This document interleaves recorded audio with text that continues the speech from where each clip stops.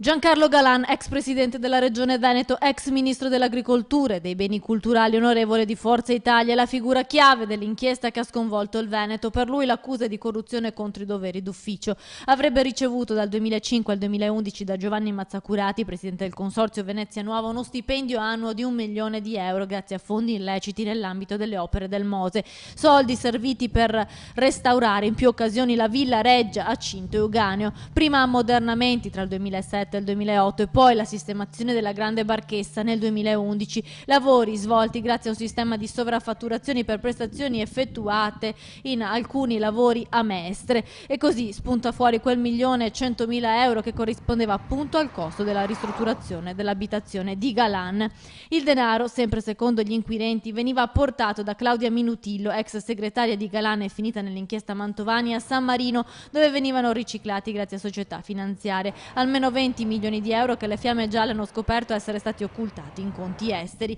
Oggi davanti alla villa di Cinto Euganeo il silenzio, l'unica dichiarazione di Galan arriva nel pomeriggio, si proclama estraneo ad ogni accusa: mi riprometto di difendermi a tutto campo nelle sedi opportune con la serenità e il convincimento che la mia posizione sarà interamente chiarita e chiederò di essere ascoltato il prima possibile, ha detto l'ex presidente del Veneto, dicendosi sorpreso di non essere mai stato contattato prima, proprio in questi anni, dalla magistratura.